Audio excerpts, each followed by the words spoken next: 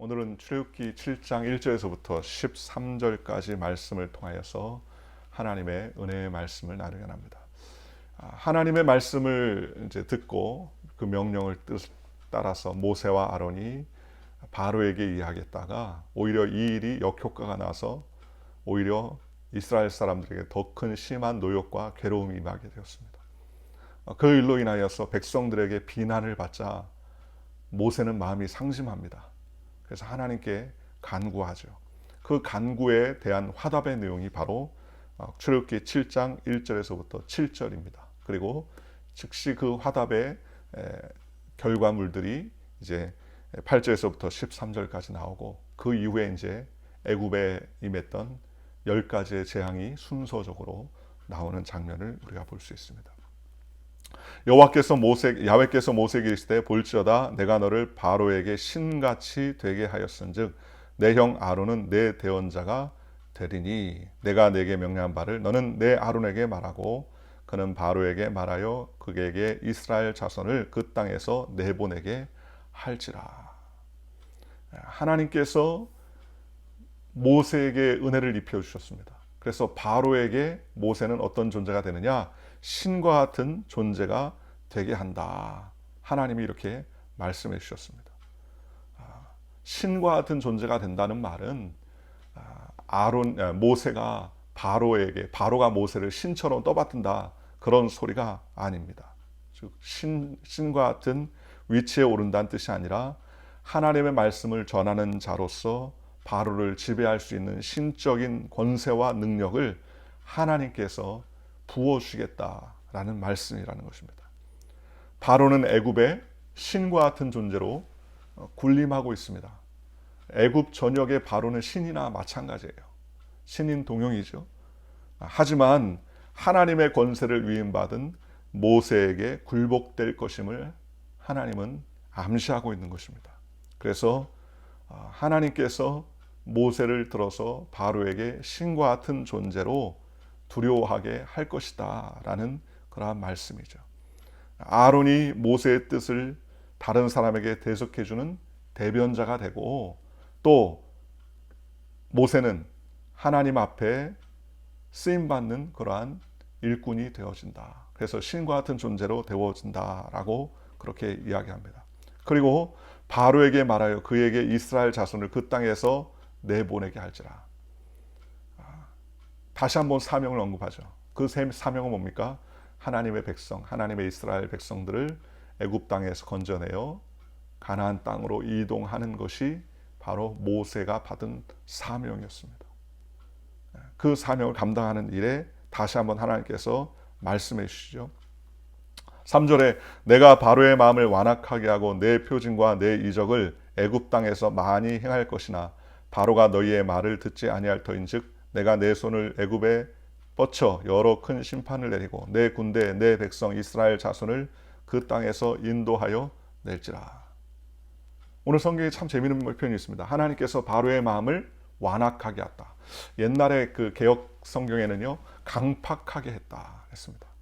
딱딱하고 굳어진 것이죠. 성경에 보면은 하나님이 바로의 마음을 어떻게 합니까? 완악하게 하고 강팍하게 했습니다.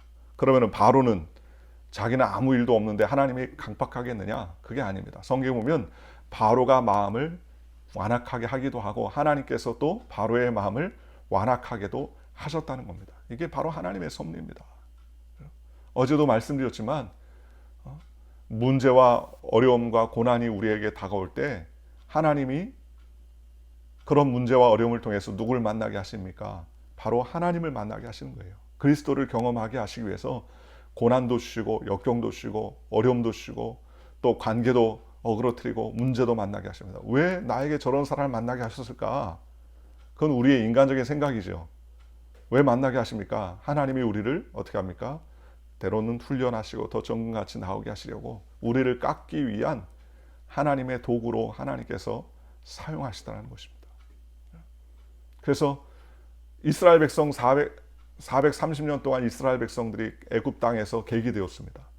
엄밀히 말하면 고향과 같은 땅이 된 거죠. 430년. 어제도 말씀드렸지만 400년 동안 살았으면 그 고향 아닙니까? 그렇잖아요. 우리 이민 생활 한 20년, 30년 해도 한국 다음으로 여기가 인생 제일 많이 살았다, 고향 같다 이렇게 얘기하는데 430년이면 그게 고향 아닙니까? 그럼에도 불구하고 이스라엘 백성이 한 사람도 빠지지 아니하고 다 출애굽할 수 있었던 원인은 뭡니까? 어제 말씀드린 것처럼 지긋지긋합니다.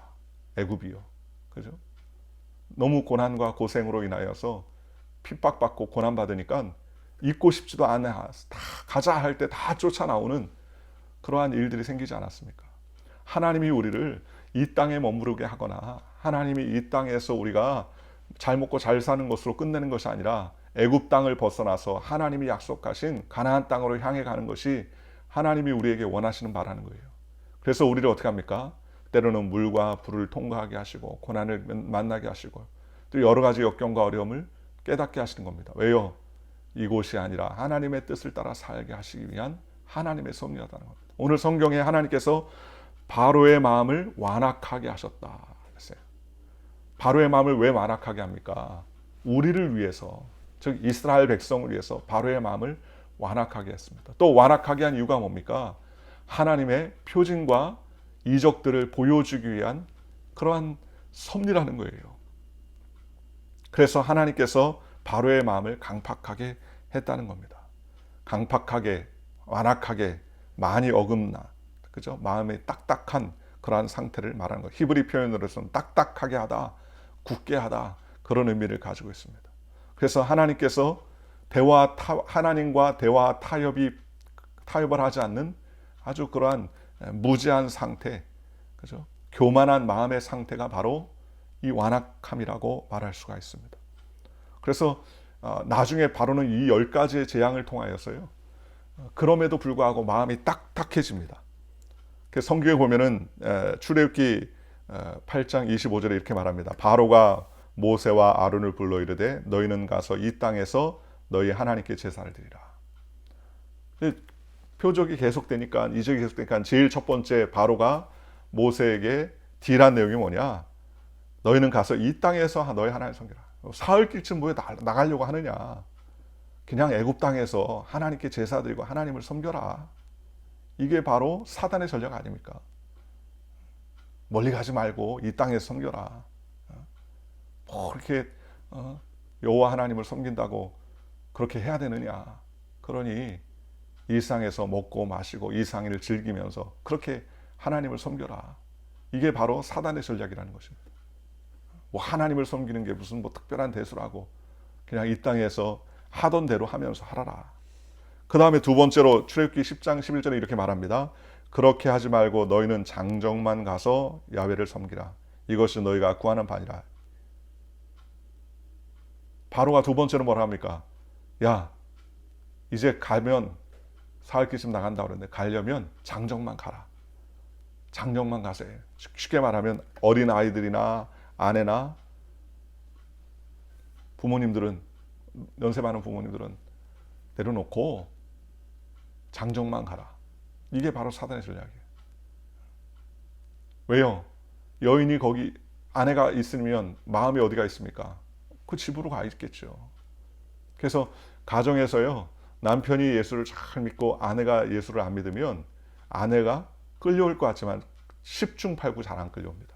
10중 8구.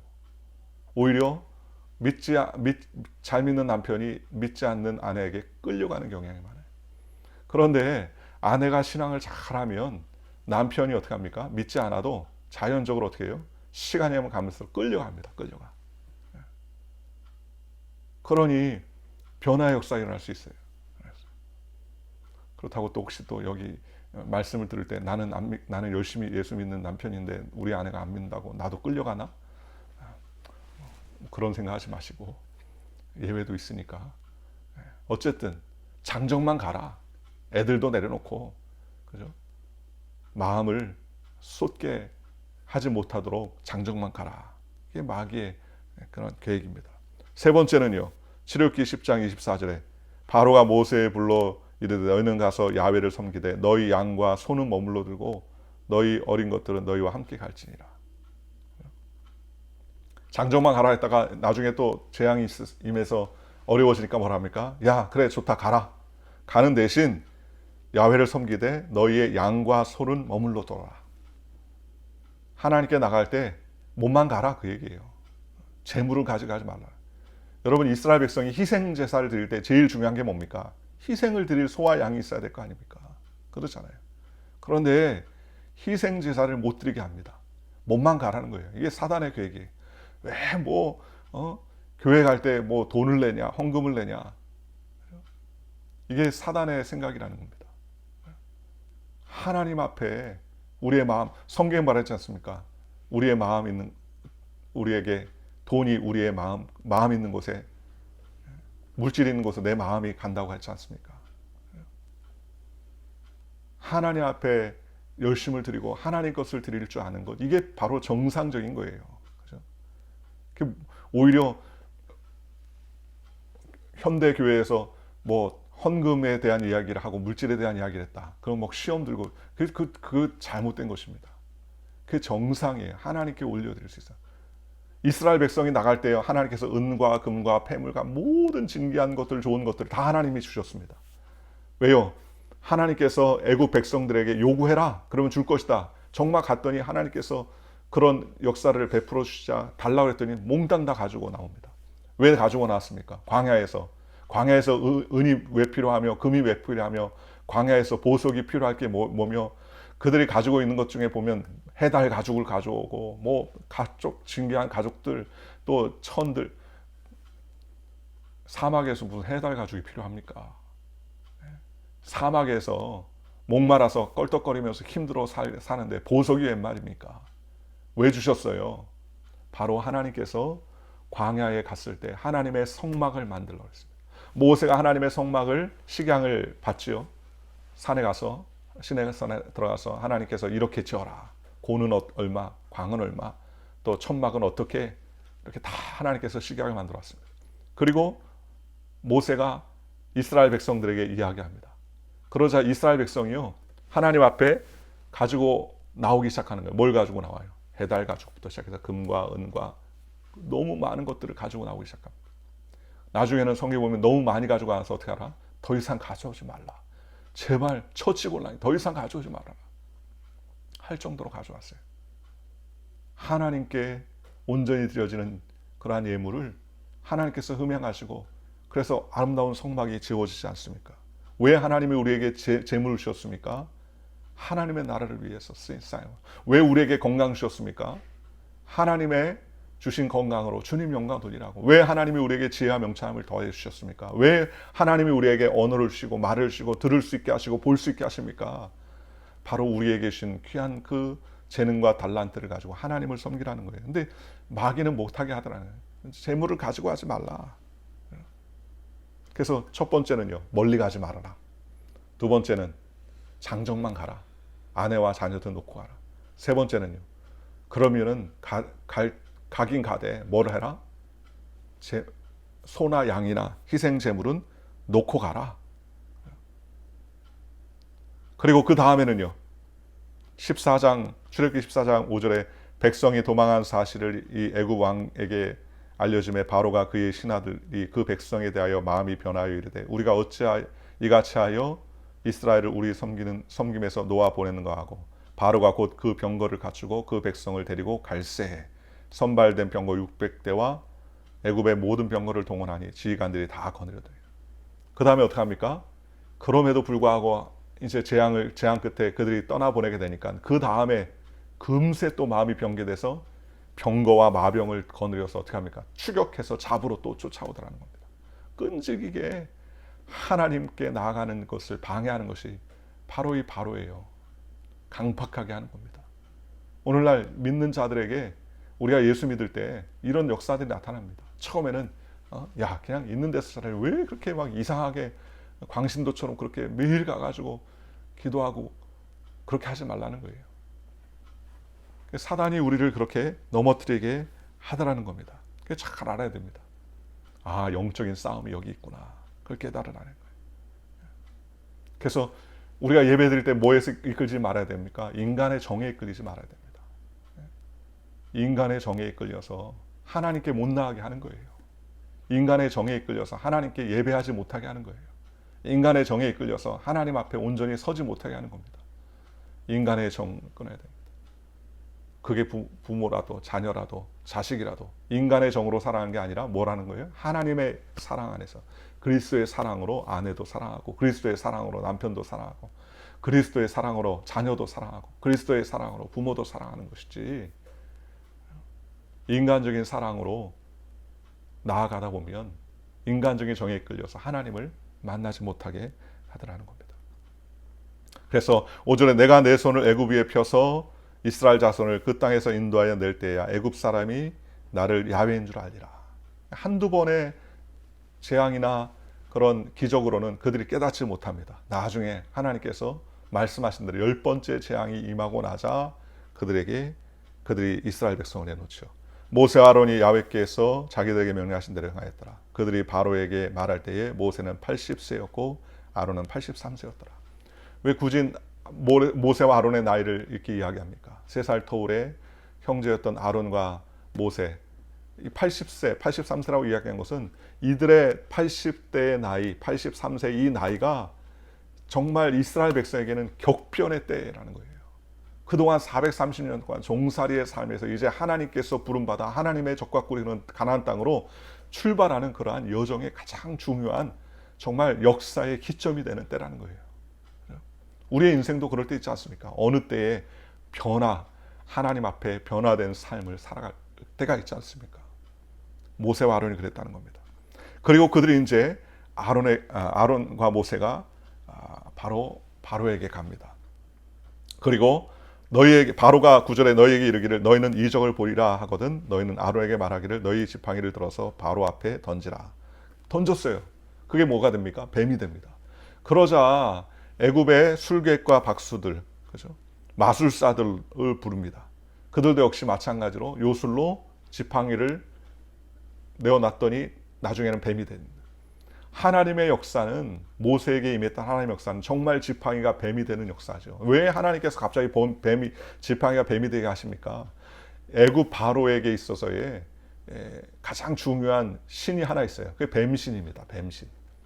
바로의 상징, 애굽의 상징이 뭐예요? 코브라입니다. 그래서 고대 그 이집트의 그 유물들을 보면 왕의 머리에 뭐가 있어요? 앞에 코브라가 이렇게 탁 있지 않습니까? 그게 그들에게 섬기는 신이에요. 신. 그런데 지팡이를 던질 때 코브라가 되죠. 그들도 마술사를 지팡이를 던져 코브라가 됩니다. 아마 그들은 지팡이를 던진 게 아니라 아마 뱀을 어떤 처리를 해가지고 딱딱하게 한 다음에 깨어나게 하는 그런 수를 썼겠죠. 그런데 참 재밌는 것은 성경에 뭐라 합니까? 12절에 각 사람이 지팡이를 던짐에 뱀이 되었으나 아론의 지팡이가 그들의 지팡이를 삼키니라. 하나님의 명령에 따라 그 지팡이를 던졌더니 아론이 던졌던 그 지팡이가 애굽의 애굽의 뱀들, 코브라들을 다 잡아먹더라는 겁니다. 무엇을 말하는 겁니까? 아무리 애굽의 신이라도 하나님께서 다 해결하시고 다 삼키시고 다 능력으로 통치하신다는 것을 깨닫게 하는 겁니다. 13절에 그러나 바로의 마음이 완악하여 그들의 말을 듣지 아니하니라 야훼의 말씀 같더라. 하나님께서 그렇게 표적과 이적을 보여주지 않아도 바로의 마음이 완악해서 하나님 말씀을 듣지 않더라는 겁니다. 오늘 저와 여러분이 들려지는 게 축복이에요. 하나님 말씀이 들려지고 하나님 말씀이 깨달아지고요. 여러분 예수 믿기 얼마나 쉽습니까? 주 예수를 믿으라. 그리하면 너와 내 집이 구원을 받는다. 주님을 믿고 그 마음을 믿고 입으로 시인하면 구원을 받는다고 그랬습니다. 하나님의 아들인 것과, 그죠? 그가 자기를 찾는 자에게 상 주시는 이심을 믿어야 될지라 그랬습니다. 얼마나 쉬운 일입니까? 그러나 그게 안 들려지는 거예요. 완악한 자들에게는 들려지지 않습니다. 그렇지 않습니까? 오늘 저와 여러분에게 예수님이 우리의 구세주라는 말씀이 들려지는 게 축복이라는 거예요. 그렇지 않습니까? 얼마나 감사합니까? 아무리 진실된 이야기를 전파하고 알려줘도 귀를 닫고 있으면 깨달아질 수 없는 거예요. 이 비밀입니다. 그래서 하나님이 우리에게 이 비밀을 알려주셨다는 거예요. 비밀입니까? 우리 믿는 자들에게 아니에요. 너무 심플한 하나님의 진리의 말씀이. 그러나 믿지 않는 자들에게 예수님이 구세주시다. 이 비밀의 진리가 진짜 비밀이라 알 수가 없는 겁니다. 오늘 우리가 하나님의 말씀을 통해서 주님의 말씀이 들려지고 하나님의 말씀이 깨달아지는 게 얼마나 큰 축복입니까? 우리 하나님께서 우리를 불러주신 것에 감사드리고 주님 앞에 영광 돌리며 믿음으로 사용하는, 믿음으로 쓰임받는 복된 하루가 되시기를 주님의 이름으로 간절히 축원합니다. 기도하겠습니다. 좋으신 아버지.